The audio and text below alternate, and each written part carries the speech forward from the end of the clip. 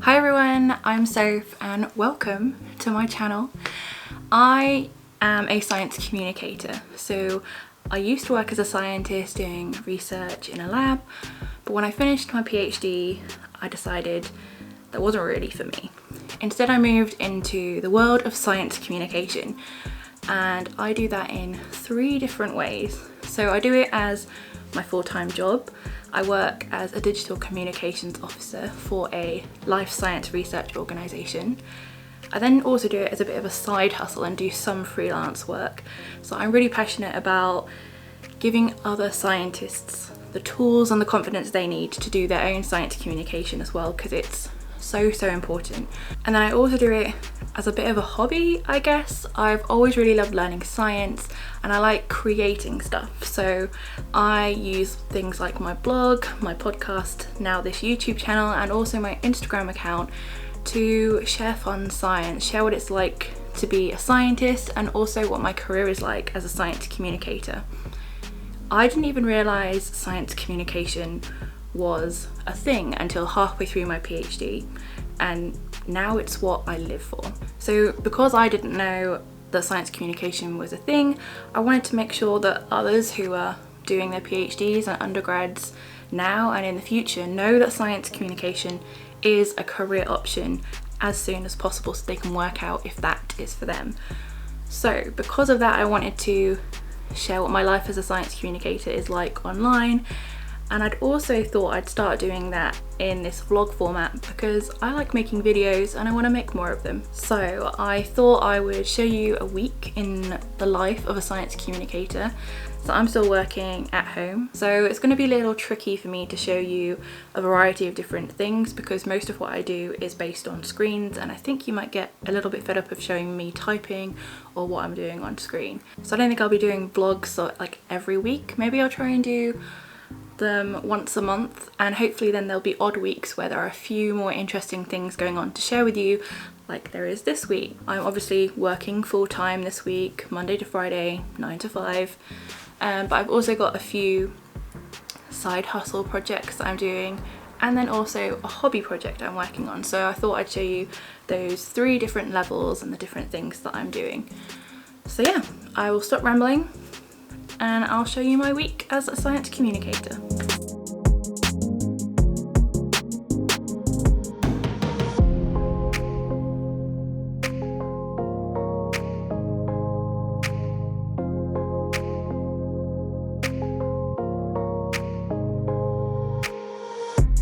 So I just got a rather exciting delivery. Earlier in the year, in April, we're now in June, I launched my first podcast. It's called the SciComm Toolkit, and the aim of it is to give researchers and science communicators all the tools they need to gain more confidence in doing science communication, so they then can bring their science stories to life. Now that I am in science communication, making sure there are more opportunities for everyone else to do the same, should they wish. So going back to my little delivery, on the weekend just gone, we passed the 1,000 download milestone, which is far exceeded anything I expected for this first season. I thought I would treat myself for passing this milestone, so I ordered myself some little edible treats from Donut Time. So I've seen them all over social media. Yes, I've given in to the ads and whatnot, but I'm very excited to get tucked in, and I thought I'd share them with you because, you know, celebrating the little wins. Donuts are delicious. Now back to the day job. My full-time role in science communication is not always talking about science, which you might find a little bit strange, but because I work for a research organisation, there's a certain element of, how do I call it, like general comms that I need to look after. So this afternoon I'm kind of creating some graphics to go out on our social media to promote vacancies that are coming out, and kind of doing a few more admin type bits as well, so missing the science this afternoon. So it's at times like this I wish I had a separate laptop for work stuff and one laptop for my own SciComm stuff, because I've just finished the day job now, but now I'm going to do my own SciComm stuff. I'm working on podcast stuff this evening, but I'm doing it on the same laptop. I've moved to a different room, as you can see, but yeah, struggling to kind of define the end of one day, well, end of the work day, and then start what I do. So my boundaries are a little bit blurred at the moment. So that means I need to finish chopping the audio together. I need to transcribe, upload it to my podcast host. Hopefully in time I will add something to my blog so there's all the words to go with it. Might run out of time for that though, and I'll have to do that at a later date, probably on the weekend. But the audio is what is important today. I have a 2-hour interview and I'm trying to get it down to ideally 45 minutes, but it's going to be more like an hour. But there is so much gold in this interview and I'm really struggling to get it down at the moment. But we're going to have to do that by tonight, so it's up ready for everyone to listen to at 7 a.m. tomorrow morning. And yeah, that'll then be a wrap for season 1, which is kind of crazy that it's got to that far already. Yeah, so I'm excited to have a little break and rethink, get some more topics going for season 2, which will be back in the summer.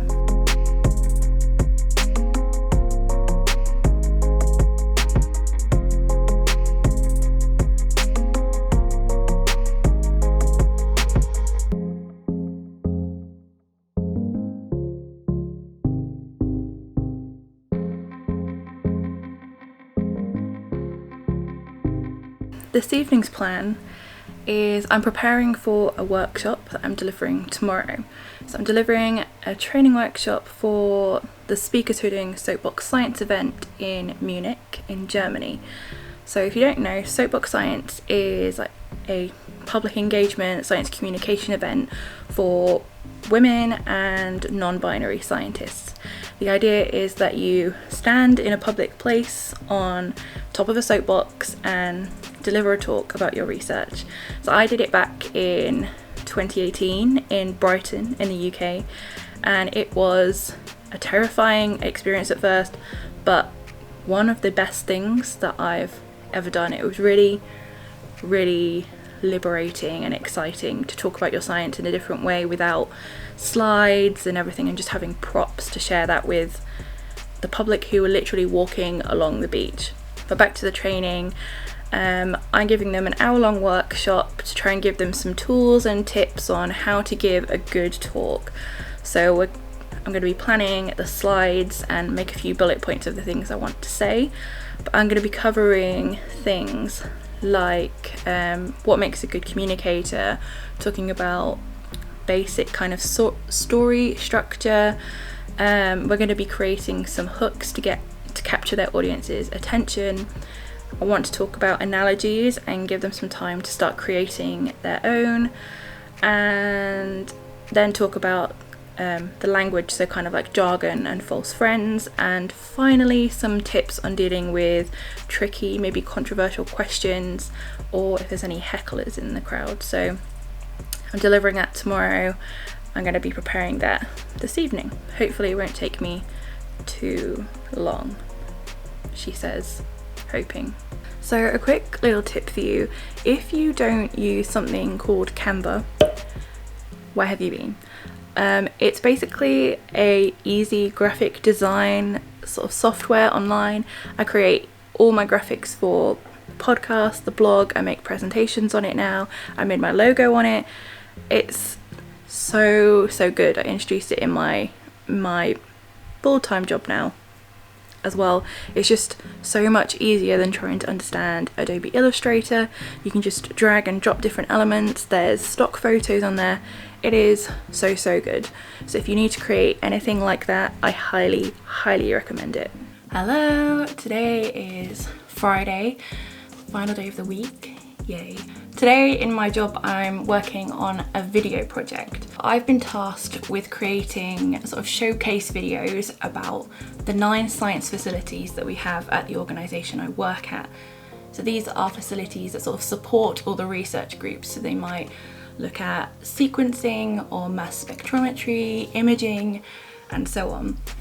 The challenge I have is that because of the lockdown and the pandemic, I can't go and film anything. So I'm using the footage that we already have, basically, or the images, and trying to cut that in a way that makes it a little bit more dynamic and snappy and really gives a sense of how cutting edge and world leading these facilities are. So we have 9 different facilities. I'm creating 2 to 3-ish minute videos for each of them, and then also creating an overview video for all of them together. So that's 10 videos, and then all of those need to be converted into shorter, snappier clips for social media as well. So all in all, 20 videos to make. I have only done the first draft of 1 so far, and we want to get them out by the end of the month, end of June. So yeah, I'm trying to get the first one completely finished and ready with kind of like the title sequence, the end sequence, just how we want them. So hopefully that will make everything else easier later down the line for the other ones. So I'm trying to edit that one today, and then also this afternoon I need to kind of make some final edits to the scripts for all the other 8 facility videos that are going on. Need to get them run past the facility head so then I can start pulling all the clips together. So yeah, we can actually have a final package and start promoting the amazing work that our facilities do sooner, which is exciting. And then later on today, once I finished working, I have that workshop that I was preparing for last night. So yeah, busy day, lots of screen work again. Don't know why I said that. I think that's my whole life at the moment. I can't really get away from a screen when I work in digital communications. Plan for today: video editing, video scripts, workshop, chill, watch the first match of the Euros.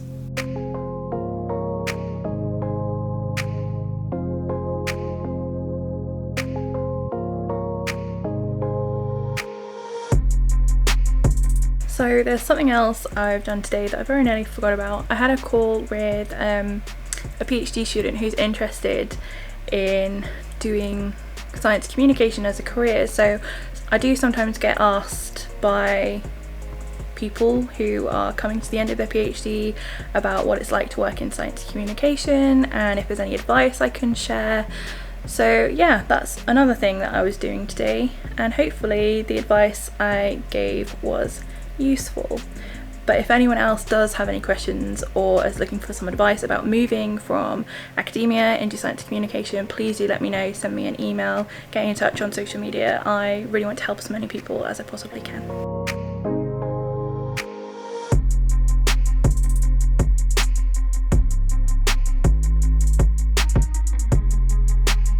Just finished my workshop. I think it went okay. I haven't done many of these workshops at all, let alone in the kind of virtual online kind of way. It's a bit weird when you ask people to do kind of tasks and then it's just silence because I can't really go and interact with them to help them, and then I don't want to keep talking because I always find it distracting when people are talking and I'm trying to concentrate on something. But hopefully it went okay. Hopefully people took something away from it. But it did make me reminisce about doing soapbox science, and it made me miss talking about science really, so I need to find some more opportunities to do that soon. Maybe I can use YouTube to do that and practice, considering I can't really do that in person, and there doesn't seem to be too many opportunities for science communicators like me to stand up and talk about science in one way or another. So if you do know any, let me know. But that does mean it's the end of my work week. I will leave you here and I will touch base with you tomorrow for more weekend SciComm. We've made it to the weekend. Today is Saturday and it's a very exciting day because after almost a year I am finally going to have a haircut and sort out this mop. So yeah, I'm very, very excited for that. I guess so I'm a little anxious too because we moved into our house just before lockdown, so we obviously then haven't really been going to, or haven't really found a hairdresser or anything like that until now when things start to open up. So this is the first time I've gone to a new hairdresser and I'm kind of having a little bit of anxiety around what they do because they don't know my hair. I'm used to kind of my hairdresser back home and she knows what to do with my hair. So not that I'm really precious about my hair, but I don't want to look a complete idiot, I suppose. So yeah, excited to chop about 4 inches off this, get new colour, hopefully thin it out because it's like having I don't know what on top of my head. It's so thick. So yeah, I'm gonna go there soon and do a spot of shopping afterwards, need some food, and then there's some more science communication that I'm doing later on, or at least starting to think about, still mulling some ideas around in my head, so I'll explain all of that later. Ta-da! So I have a chop, and yeah, we're going for like a coppery colour. You can't really see it in this light, but I feel about a stone lighter. And yeah, I forgot to record this yesterday after I came back from the hairdressers because it was a little bit of an ordeal, so it doesn't look as good today because it's hot and I've been sweaty. So yeah, it was all nice and curly yesterday, but not anymore. Yeah, so yesterday I got to the hairdressers, explained again what I wanted, and halfway through when the girl was putting on the colour on my hair, she walked over to what I'm assuming was her manager for the day, and I could hear them sort of like whispering and they kept looking back over at me. So I was starting to get worried because brand new hairdresser, slight anxiety around that. But yeah, she then came back, carried on for a little bit, and then as she started to put more colour on, she stopped again, went back over to her manager, and it continued with a little chatting. So I was like, what on earth is wrong with my hair or my head? And it turns out she thought she'd put the colours on the wrong way around. So I've got this kind of orangey copper colour. She thought she'd put that on my roots and the kind of more naturally colour on the bottom. So I then had to go have that all washed out, and she then had to start again. And then because I wanted to go shopping afterwards, it was just a whole rush and an ordeal. So when I got back, I was like, well, I'm just gonna chill, I'm not doing any more. So yeah, that was yesterday. The other thing I've been doing today is prep for an application I want to send off. One of my life ambitions is to write a book. I don't know whether I want that to be a science book in particular, a fiction, non-fiction, like a how-to guide on something. I'm kind of open to whatever that might be. So next year there is a creative science writing workshop that the company of biologists are putting on, and I thought this would be a fantastic opportunity for me to try and get one foot in the door. So they're having some other science writers come along, and it's going to be like an opportunity to do some writing, meet other people who want to start writing popular science books, and then you get to maybe hopefully meet some agents and yeah, just have other people who have already done that there, which would be fantastic. But part of the application process then is to write a 1,000 word essay, I think it is, or some kind of piece communicating some science, whatever that might be, as well as the other sort of general application paraphernalia like cover letters and such. So I've been doing some reading a lot recently just to try and do a bit of background about a topic I want to do. So at the moment I'm a bit torn between two, well 3 really. I've recently discovered more about the different colours of blood. So we obviously have red blood, but that's not the case for every creature on this earth. The other idea is to write about sleep and how our sleep has been impacted during lockdown, and maybe what health benefits that has had. And then also, because I really like learning languages, it would be really cool to write something about the bilingual brain, or what happens in your brain as you're learning languages and things like that. So I'm a bit torn between those at the moment. So I've been trying to do some reading in prep for writing a piece about it. You can submit something that you've already put out there, but my usual self-doubt is making me think maybe what I've put out there isn't good enough. So I'm writing something new. And even if it doesn't work, I can share it on my own platforms anyway. I think it's probably a good point now for me to wrap up this first vlog. Hopefully you found it interesting to follow me for a bit of a week of doing science communication and what my life as a science communicator is like, both in my full-time job, as a hobby, and then also kind of the side hustle freelance things as well. I think I said at the beginning of this vlog that because I'm stuck at home, I don't really feel like there's enough variety and things happening right now to warrant doing this weekly. But I hope that maybe I can share one once a month, say. Hopefully some things will come together so that I can share a bit more of what I do. Other than that, I'm planning to create some other types of videos to flesh out this new YouTube channel of mine. So if you have any ideas or anything you'd like to know about, please do let me know. Until then, I hope you've enjoyed watching this. Please get in contact if you have any questions, but I will see you next time. Bye.